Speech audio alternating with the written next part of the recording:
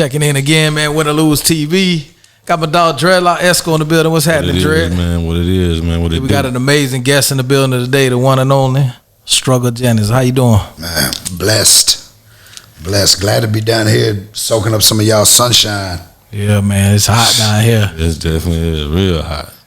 we don't even take advantage of it. You know, like I was telling you earlier, like just because we here, like we take it for granted. You know what I'm saying? Like when people come here, they love to go to the beach, but we right here, like I don't ever go to the beach. Yeah, I can't get off. I need me some sun. You feel me?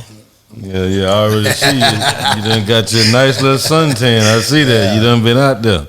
Yeah. So what beaches you done been to while you been down here? So far, I'm staying out there, Anna Marie Island. Okay. Yeah, definitely. So I was gonna hit Siesta Key today because I've been telling them. Last time I was in Sarasota and did a show, I stopped at Siesta Key. Okay. And it was like the most beautiful sand. It was like baby powder. Yeah, it's amazing. I want to take the kids to see that. So we extended our stay a few more days. I don't know when I'm gonna leave Florida, to be real. Yeah, definitely stop by Clearwater Beach though, man. That's what you was just telling me. Yeah, it's ranked in the world, man. Yeah. It's like top 5. I think. That's where we're going tomorrow then. Yeah, for sure. It's in the top, man. But we're gonna get to the music, man. Just for our fan base that might not really know about you, can you just give them a little background, like where you came from, really, like how you got into doing music and some of your career? Yeah, you got time for all that? Oh, we got time. Now I'm from Nashville, Tennessee.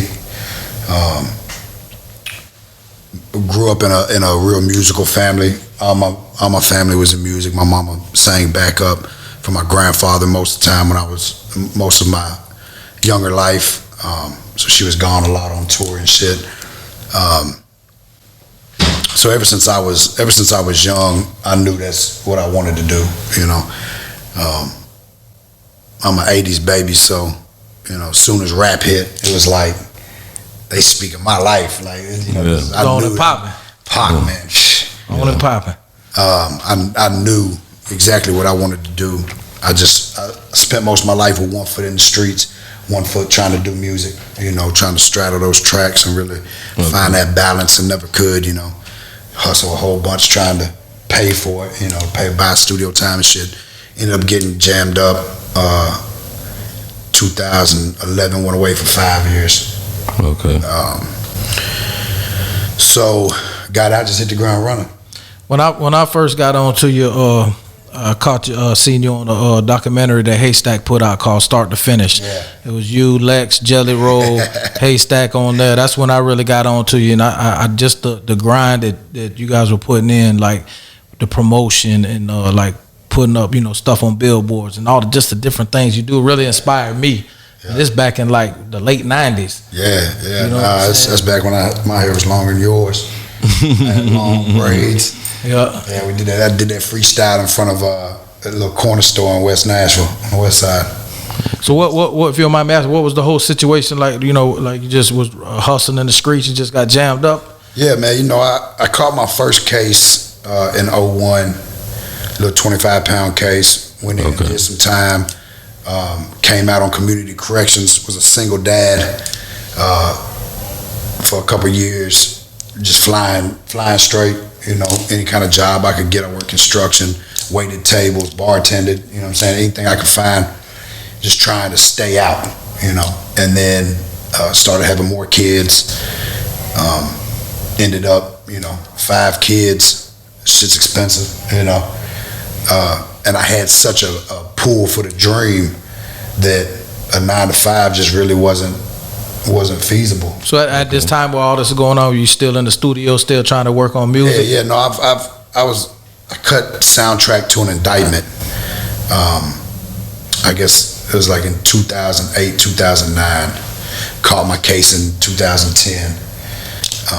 I actually signed a deal with Mass Bomb out of New York in 2008, and went down to Atlanta, cut a mixtape with Drummer Boy. Came back, the label deal kind of fell through, you know. The guy that signed me is actually my business partner now, and he still does a lot of management shit for me, but you know, it just didn't work out at the time. And so I went back to the streets, ended up catching an indictment,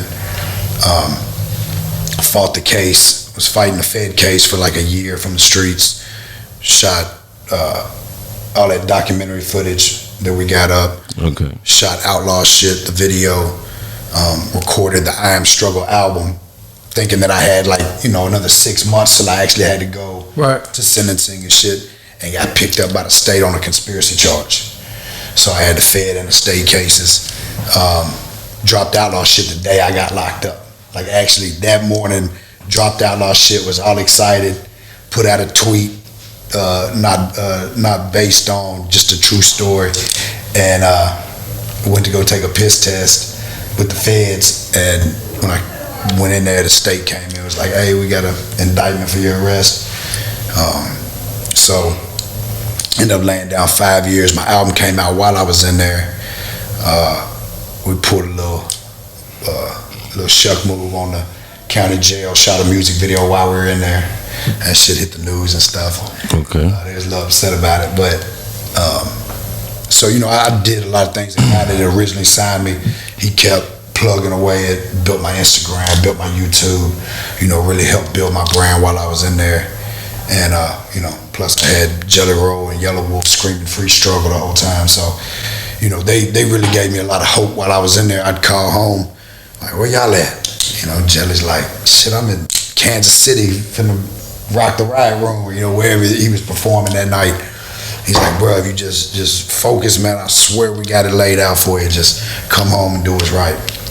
Yeah, the rollout when you came out or right before you came out was amazing. Yeah. The promo, the documentary stuff that you guys were running was just crazy, and the anticipation to me was just, everybody was waiting and waiting. That's why I feel like when you jumped, it was just like a big bam. Yeah. Like it was there, Yeah, man. I ain't have no other choice, man. It's like what I've been doing my whole life. I know where it got me. Mm-hmm. I watched my kids. Like when I came home, my kids was in foster care. Ex-wife and broke bad, was out running the streets. I ain't have a stitch of clothing. So I came home, I had all this opportunity. I ain't had shit, but I had a whole lot of opportunity. Mm-hmm. So where it looked like I ain't have nothing, I really had it all. I just knew I had to put the work in. So. Yeah, that's amazing. What's one of the biggest lessons that you learned going through that whole situation? Man, there's so many of them. I guess one of the biggest ones is really just ownership, man. Just, I lived so long blaming my conditions for my choices, like I'm here, so I gotta do this, or I can't do this, so I gotta do this, I grew up with those irrational ass beliefs. Were taught as a kid, feed the fam by any means necessary, Right. That sounds good, what I'm saying, until you're there and your kids are suffering. Yeah. And that was the biggest thing. That's really what changed me. If I wouldn't have went through everything I went through in there, who knows what would have really happened. But watching, the mother of my kids, rest in peace, she just passed away last year from an overdose. But watching her fall down that path, lose custody of the kids, kids getting bounced around, I got all this opportunity, like my career starting to pop, but I can't do nothing, I can't, public appearances, I really can't even take a picture, till I got to the feds, and then you can take those, pictures on the yard. But just watching everything that I built crumble. Not really, everything false that I built crumble. Okay. At the same time, watching my kids go through what they were going through, realizing that really they was the victim. You gotta look in the mirror at that point, like, damn, man, who do I want to be? What do I want my kids to be? Because they won't follow my path. I follow my dad's. Right. My dad was murdered when I was 10, and he was a hustler. So I had kind of followed those shadows of him, the stories and stuff. So I knew that my kids would do the same thing, because the streets love me. So they're gonna tell my kids, everything they loved about me, and that's what I want my kids doing. Yeah, Right. for sure. So For sure, definitely. How important is family to you right now? Like that's everything. everything. It's why I get up. It's why I work. If it wasn't for my children and my wife, shit, I might not leave Florida. I'd probably sit on the beach, give me a little houseboat or something. You know what I mean? Like, right. But they give me the motivation. Not only just to give them a better future and give them an opportunity, but to show them what hard work gets you, what dedication and determination, discipline really get you if you really focus on something. you know, and showing them that their dreams possible, whatever it is they want to be. And I breathe that in my kids, you know, like every day, like, you know, no matter what you want to be, you can be it. Right. I got my 20-year-old daughter traveling the world with me right now, killing it. Killing it too, yeah. Killing it, man. Okay. That's a blessing. Her solo album, that shit finna go. I believe it. She's definitely talented. I might just rap for fun after that. I believe it too. She's definitely talented. Got to see her perform on. She opens up for a lot of your shows. Yeah, amazing. She comes out, we do them songs together. So definitely. So, you know, tell the fans about your jury game. Is that's like good luck, or is it like, you know what I mean? Man, it's a statement really for myself. Yeah. So growing up, turquoise was always my favorite stone. Okay. Like, you know, I got some Native American family and shit. My grandfather wore turquoise. But I would never wear turquoise because it wasn't cool. Okay. I was in that facade. I got to wear the diamonds. I got to be, you know, iced out. Right. So I would never wear it. So when I was coming out of prison and I was like, look, man, I got a fresh slate. Okay. I get to be whoever the fuck I want to be. All right. I ain't got to, I'm starting over. Starting new. I can just be me. Right, you're setting your own trend. You're being yourself. That's what I like. And doing wearing what I like. You know, you might see me in cowboy boots. I'm in Gucci loafers tonight because I'm on vacation. But you might see me in cowboy boots. I might be in whatever new Jordans is out. Just whatever I'm feeling like. I don't want, like, of course I got an image and I got, you know, a certain style that I love. Right. That I've set. But I just ain't following no trends. You know? Right. So basically, you're a trendsetter. Yeah, I mean, if they follow, you know, I'm gonna keep leading. For sure. Exactly. What do you the kind of music you make? Like, what do you consider yourself? Because I know we talked about it before, and there's different, you know, styles and genres of music. But what do you consider yourself? The music you make? Man, you know, I don't even know what to put a name on it. They ask me all the time, they be like, what genre are you? I'm like, what's that, French? Right. Like, don't put me in no box. Don't put me in no box. Exactly. They put me in the country rap box. And because, you know, I had started I did an album called I Am Struggle, paying homage to my grandfather. I was actually sitting there listening to records with one of my homies, and I was like, man, listen to my granddaddy's old shit, man. He's singing about the same cocaine and police and outlaw and you know. So I was like, man, he's singing about the same shit we rap about. So I wanted to do an album of that, and it sparked a flame. Okay. You know, it sparked a fire to where when I came home, it's like a whole genre, and they're looking at me to be like, you know, to lead the genre. And my content's not the same as a lot of the country rappers because they're country guys rapping about country stuff. I'm from the streets. I was a pistol packing, crack dealing white boy from the nations. You know what I'm saying?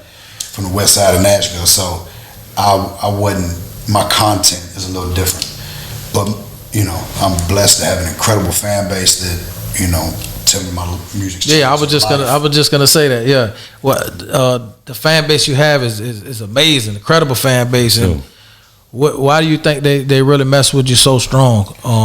It's just authenticity, man. Like, you know, we all listen to some music that just, you know, music evokes emotion, and so there's a lot of people that are popping because, you know, their music makes people feel good and want to dance. Okay. You know, my music is therapeutic. You know, it lets them know they're not alone. We've all been through the same shit, man. It don't matter race, religion, you know, creed. Like, we all go through the struggle. We all go through the shit. Straight Definitely up. That shit has no fucking, the struggle is colorblind. You know what I mean? Like, sure. it hits every class. You know, I don't care how rich you are. A lot of them dudes are miserable. They're going through something in their life. Yeah. So just giving people that to hold on to, like, the struggle is real, man. Like, we all going through shit. You can overcome it. You know what I'm saying? I've been in prison. I've been shot. I've been on drugs. I've been broke as fuck. I've been homeless. I've lived in a nice ass house. I've been through all phases of it. And even at my lowest, I still climbed up out of it and made something out of myself, you know? For sure. So I think giving people that inspiration and that hope, and giving them the, letting them know that they can do it too, regardless what it is you want to do, not just music. So I think it's a little bit of inspiration, gives hope. It lets people know that, because a lot of times when we're going through shit, we feel like our back's against the wall. We feel like, we're all alone. We ain't got nobody to talk to. When that's completely false. I just had a fan hit me up last night, like, man, I feel so alone, just give me some advice. And I try, if I see somebody that's like really going through some shit in my DMs, I try to respond to everyone that I can catch. And I was like, look, man, when we are going through shit, a lot of times we put up walls and we build barriers and don't let people in. So then of course you're gonna be alone. You know what I'm saying? Once you can tear that down and open them doors up, and express yourself, and I went all the way this way. Nah, but you're good though. People need to hear that, man. Like that's the realness. That's motivation why. right there. Yeah, exactly. That's why people mess with you, man, because you just keep it real, and that's what I feel like we need more real music in the world. Yeah, you know what I'm saying. So the chemistry you and Jelly got is amazing. Wayne and Willie, the first one, second one, and third one. Yeah, we're working on 4 now. Working on 4. Oh, yeah. Definitely. Some of the songs on there are just amazing. And people are like, man, how you and Jelly just met? Me and Jelly been fucking with each other before the music. Now, when me and Jelly met, I was out there selling my mixtapes, and he was hosting a freestyle battle because they wouldn't let him enter the freestyle battles no more because he had already won so much. Nobody could fuck with him. He was underage, getting snuck into clubs just to fry people, and the biggest dope boys in the city putting money on him and shit. Right. This is right around the time when I had come home from my first case. Okay. He just got out of juvenile, I know he did time in juvenile. I think they actually almost charged him as an adult, and he did a year day for day before he actually turned 18. So he was still a kid. He had just got out of a bid. I just got out of a bid. He was hosting these freestyle battles, and had his new mixtape was out. I'm burning discs at the house. Me and a whole bunch of guys just out, selling them and shit. Mm-hmm. And we just clicked. He became like my little brother, and we just fucking we literally went through everything two people can go through together. Okay. We've carried so many caskets together. We've both went through cases. We've both done time. And so it's just natural, man. You know what I mean? Right. Like, we ain't gotta.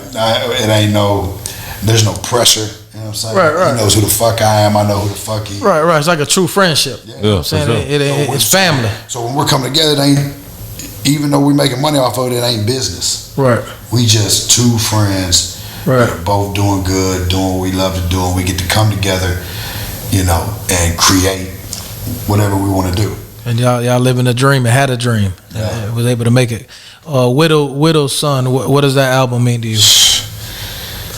It's probably my favorite piece of work, front to back, that I've ever done. Because if you notice, the first half of the album, I just come out snapping.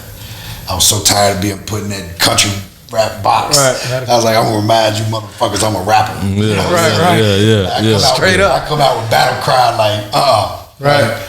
So, but that was my first solo album, that like real studio album that I ever got to release while I was free and like put out, because I Am Struggle, I was locked up when it released. Right. So I didn't even get to hear the songs. I didn't get to hear the mixes, mastering. I wasn't in there for the post-production. I didn't get to watch the charts and see what it did. I didn't get to, Yeah. none of that stuff. So it was. You wasn't hands-on, basically. Yeah, man. Yeah. We had dropped the 3 Waylon and Willies before that. I had done an EP that Yellow Wolf produced when I first came out, The Return of the Outlaw. And then I just struck off with the Waylon and Willies. We did 3 of those in 1 year. And then I did an EP, a Christian EP with my mama. Oh, that's dope. Yeah, so last year I dropped 5 albums in 4 different genres. I charted number 2 in gospel with me and my mama's album, because she's a gospel, she sings gospel, she drives Lyft, and is raising my little brother and shit. But Like, she's an amazing songwriter. Man, that's awesome. I have to go check that out. I'm gonna say that one slipped by me. Yeah, Spiritual Warfare. Okay. It's just me and my mama. There's a video in studio called "What's It Gonna Take." I might have seen that video, but I didn't check the whole project. Okay. How many tracks on the album? 5 on that one. Okay. And then right behind it, I released me and my daughter's EP. Yeah, that was amazing. Yeah. It was 4 songs. One of the songs, Ace in the Hole, had 4 generations on it. It had me, my daughter, my mom, and my grandma. Yeah, that's dope. Dang, that's cool. And so that was like monumental. Like, if I don't do nothing else, right? You know, that was it for me. And we dropped that #1 in blues and wrote it for like a month. Wow. Then I dropped The Widow's Son. So the 5 albums were Waylon and Willie 3, Spiritual Warfare, which was gospel, Sunny Days was in blues, then Widow's Son, which is in rap. I would have charted #1, but the day that we released, they re-released Dr. Dre The Chronic for the first time on Apple Music and iTunes. Drake's the first one that Drake put out was I don't remember what it's called, but so I hit #3 behind Dre and Drake, which is huge to say. Yeah, that's still huge. Top 5. Right. They dropped the same time. It was #4, so I was like, all right, cool. I'm in between. Right. That's amazing. Yeah. And then I just released the Angels and Outlaws album with my daughter and Trap DeVille. Yeah, that was dope too. I checked. And we dropped that in rock or alternative, and hit #8 on alternative on the charts. Yeah. Which was crazy. You know, Billie Eilish dropped a single that day, so the first 4 things were Billie Eilish. Right. And we hit #8. So what's the method to your thought process when you go in to record a song or even a project? Like you put themes on it? It's all on emotion. It's all on, you know, what comes to me as far as, you know, when we get in there and we may start with a beat. Scatterbrains might bring in a beat. And, you know, we'll start with that, or we might just start with a guitar. Yeah, shout out Scatterbrains too, man. Dope DJ and a dope producer. Man, this dude. So when I met I'm gonna go back to Scatterbrains for just a second. Yeah, go ahead, man. You open that door. Hey. When I met Scatterbrains, he was in a hotel down in Atlanta, recording out of a hotel, and I think he was doing Big Henry's album. And I needed a DJ because Highlight was with Jelly, and I had just been using Highlight since I had been home. Okay. So I called Zilla, Yellow Wolf's manager. Called Zilla, and I'm like, hey man, you know any DJs that I can get? He's like, yeah man, I'm actually kind of co-managing one right now. Scatterbrains comes down, he DJs, does a terrible job. Right, horrible job. We just didn't have the chemistry yet. Right. But I liked his energy so much, and I liked like him as a person. And everybody's like, nah man, he's not the one. I'm like, nah man, I got faith in him. And so, make a long story short, man, he was working in a factory. I hired him to do the first Yellow Wolf tour with me and Jelly. And then last minute, Jelly was like, no, I need to bring Highlight out. We just need to share a DJ. Highlight been rocking with me. I'm like, cool. So Scatterbrains was on his way to the airport, and I had to call him and say, bro, we ain't gonna use you for this tour. And I was like, look, I swear, as soon as I get back though, you know what I'm saying, we're gonna work again. And that man, when I tell you that I came back off that tour, and I was like, hey man, you ready to work again? He was like, yeah, I'll come down. He was a new man. Like, I think the entire time I was on that tour, after I had told him that I wasn't gonna take him on the tour, right. I think he sat in his room and scratched for 2 months. Like, when he came back, he was on fire. And so we started rocking together, and then one day he was like, you know, I make beats. And I'm like, nah, I didn't really know that. I knew you were engineering and producing some stuff, but I didn't really. And he started playing that shit, and I was like, holy shit. He was working in a factory making minimum wage. I was like, bro, if you want to fly, you gotta jump. Come on down to Nashville. He did. He came, slept on my couch for like 6 months. He produced all the Waylon and Willie 1, all the Waylon and Willie 2, all the Waylon and Willie 3, The Widow's Son, Sunny Days, Spiritual Warfare, Angels and Outlaws. He's producing all the Waylon and Willie 4 right now. He just produced Adam Calhoun's whole new album. Wow. He produced, I mean, banana, bro. He's got a house as big as mine now. That's dope. In 2 years. Yeah, that's good to see somebody come up, man, and chase their Had dreams his and make first something. son. You know, That's what I'm awesome, saying? man. Like, got a girl, got 2 step kids. Just had his first son, driving a brand new Escalade. I'm like, look at my guy. Man. Yeah, that's dope, man. That's good. Dream chaser, man. Yeah, that's how you do it, man. Shout out Scatterbrains, man. That's awesome, man. So, what's some short-term goals for 2020 you got? Like the rest of the year, I know we've almost first quarter's almost over with. Oh, you think I'm crazy? You don't think I'm crazy? I'm dropping 5 more albums. We're gonna do probably about another 100 shows. I'm gonna film a movie. I'm gonna launch my workout clothing line. Just buying all the equipment to do my own merch. What drives you? Besides, I know family, but what really drives you? Yeah, Gratitude. Exactly. Only thing that drives me is, my family, but it's all bundled into that one. Right, that one. Yeah. Gratitude, bro. All the shit I made it out of, all the chances that, all my people that didn't get second chances, that died or in prison forever. You know what I mean? Like, I made it here, man, and I'm not gonna let the fact that they didn't go in vain. Well, that's awesome. I'm not gonna get that opportunity and take it for granted for nothing. And I ain't gonna let my kids down, and I can't let the fans down. I got all these fans that are like, dude, your music keeps me going. I'm sober 6 years, or I just went back to my wife, or I just started my own business. Whatever it is that I've motivated them to do. If I drop the ball, what's that? Right. You got people to look up to you. It's like you got to keep it pushing, man. I definitely get it. 5-year goal. Being in the movie with The Rock. Movie with The Rock. You know what? Hey, you never know. Hey, speak it into existence. No, we DM. No, I believe it. Like, he sends me all the new Rock clothes. Yeah, I see that. Like, he done posted me before and shit. So now I wanna get my documentary out. The one, because we got 10 years of footage, man, from before prison, coming home.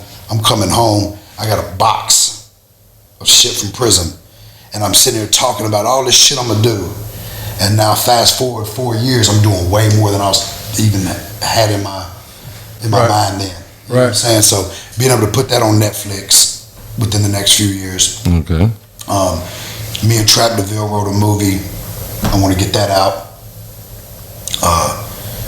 Looking like I might get on the Seasons of the Minds. Oh, that's dope. Oh yeah, you was telling me about that. That's awesome.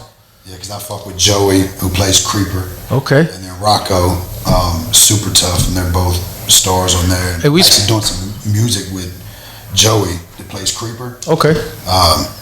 And he's got the Change is Possible movement, where he's out there talking to young youth that was, because he was a gang member, went to prison, was in Gridiron Gang, went down some dark roads and shit, and now he's, one of the main stars on the Minds and just fucking crushing it. So. Man, we're gonna speak it into existence. Struggle gonna be on the movie with The Rock. Yeah. I'm telling you. For sure. I see it coming, man. Heck yeah. So if you were to do a movie with The Rock, what type of movie you want to be? Like an action or it's got drama? Okay, for sure. I do drama too. Okay. I do drama too, but I want to be action and drama. I want it to fucking be something that have you on the edge of your seat. Okay. And just rip your heart out and then make you happy and then make you cry. Like, I'm about what's your favorite Rock movie? I don't even know, man. Too many, huh? He put so many good ones out. I'll tell you something. We went and watched Skyscraper. Yeah. In 3D. Where my heart was in my stomach the entire time. Like, I don't even know if you can watch. I guess you can watch it in 3D now. Yeah, you can. Yeah, it's insane. Yeah, I watched that movie. That movie was amazing. I'm a Rock fan. I watch all his movies. Like he's just a real dope person all the way around. You know what I'm saying? Just a real humanitarian to me. He's just a great dude, man. His tequila coming out, I think in this quarter. So I'm excited about that because I'm an avid tequila drinker. Okay. So I drink Casamigos and Clase Azul. So I'm excited about this, about his new tequilas coming out. Any advice for any artist that's just trying to come up in the music? Don't give up. That's the only thing it is perseverance, man. Listen, man, you cannot lose a game unless you quit playing. Straight up. Definitely. You can't lose unless you quit playing. It don't matter how far down you are, how many points down you are, it don't matter what it's looking like. If you don't quit playing, you still got a chance. And that's what happens to so many people. Like I hear so many people say, yeah, man, I wanted to do music, man, I was doing music, and then, you know, I had to pay the bills. Man, you can find a way to pay the bills for anything you want to do. Yeah. You know, you see these kids putting crazy ass videos up on YouTube, making millions of dollars. Millions. Like the way it is now with streaming and YouTube, and you know, like the money's there. You gotta be creative. Definitely. But yeah, that's the only thing I can really say to artists is like, if this is what you love and this is what you're passionate about, just keep working at it. Yeah. It's fucking possible. You know, I see dudes that ain't got no talent, but they got so much drive that they're fucking killing it right now. Killing it. I always tell people that drive count, man. Yeah. That consistency is everything, man. So, you know, I got to ask you this question right here, man. I got to ask you this question, man, before we go. What you think about that coronavirus going around the world doing all this crazy stuff? Listen, man. Wholeheartedly, I believe there's something bigger going on. Okay. And come on, man. They've shut down everything. Yeah. I ain't never see sports get shut down. That's like, they're not putting out the new Jordans. They canceled all release dates on all the new Jordans. Yeah, that's crazy. oh my goodness. Well, they canceled all our touring. I'll tell you one thing though, Live Nation, you know, they're like the biggest. Yeah, biggest. Yep. Their stocks just went down like crazy. Wow. They went from like 78. Last time I looked at it, it was like 32 or something. Oh man. Bottom out at 18. I'm trying to grab a bunch of stock because as soon as they pull this ban off, go right up. What? And they're doing twice as many shows trying to make up for the time. But the reality is, man, it's affecting a lot of people. And regardless what the agenda is, regardless what else is going on, still got to be cautious, you know. Definitely. Wash your fucking hands. You know, I got my family down here right now, so we just chilling at the beach or in the Airbnb, you know, keeping our distance. Definitely. You know, just seeing how it plays out, man. I'm not the type of dude that panics, you know. I'm kind of like, this is how I move. Like, you know, with the gratitude comes acceptance that everything gonna be, you know, faith. Right. Like, everything gonna work out how it's supposed to. So. Well, man, I want to commend you. You seem like you have a great relationship with your kids, seem to be like a great father. So I want to commend you for that, man. I appreciate that, man. That's awesome, you know, man, how you was able to change everything, you know, in your life around and really come back and, you know, be there for your kids and the way you support your daughter and everything, man. It's great and amazing, man. Yeah, that's what it's about, man. And it's all about balance, you know. People are like, man, how you post so much shit with your kids, but you did 191 shows last year and put out 5 albums. And you got to involve them. Mm-hmm. You know what I mean? Like, bring them along with you as much as you can. Exactly. Yeah. You know, when I'm home, you know. And just, you know, just balance. And listen, man, being a parent, it's not easy, but it is. You know what I mean? Like, really, with 7 kids, I've just learned, give them the best advice you can. Mm-hmm. Be honest with them about what you've been through and how it affected you. And then just be there to pick them up when they fall, because they're going to make their own mistakes. Mm-hmm. You know? Definitely. Definitely, man. We appreciate you coming through, man. So we got more music coming this year. We got a movie with a rock coming in the future. We're doing it. I think the movie that me and Trap wrote, I think I'm going to get The Rock and $7 production. We're going to go ahead and manifest it now. They're going to put that movie out. It's going to be in box office. They're going to give us the budget. We're going to shoot that thing, put it in box office. Okay, definitely. Because it's crazy. Putting it out there now. Put it out there.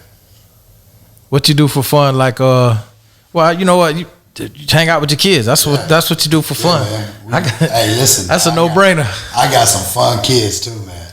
Yeah. My kids are all characters, bro. I got an 11-year-old daughter that writes heartbreak songs like a 40-year-old woman been through 4 divorces. Wow. I don't know where she get it from, man. Old soul. I know where she gets it from, but it's like, and then all my boys are just, they're gonna be something incredible. My 14-year-old daughter, Innocence, she's probably gonna be an actress or I don't know what she's gonna be. She could be anything. She's got so much charisma. Mm-hmm. But now I got a daughter, Patience. She's gonna be a lawyer because she's argumentative as hell. But you know, you got each kid is different, man. You just gotta let them blossom, be the humans that they're meant to be, and you know, don't beat them up for not being what you want them to be, man. Just let them be what they're supposed to be, and let that grow.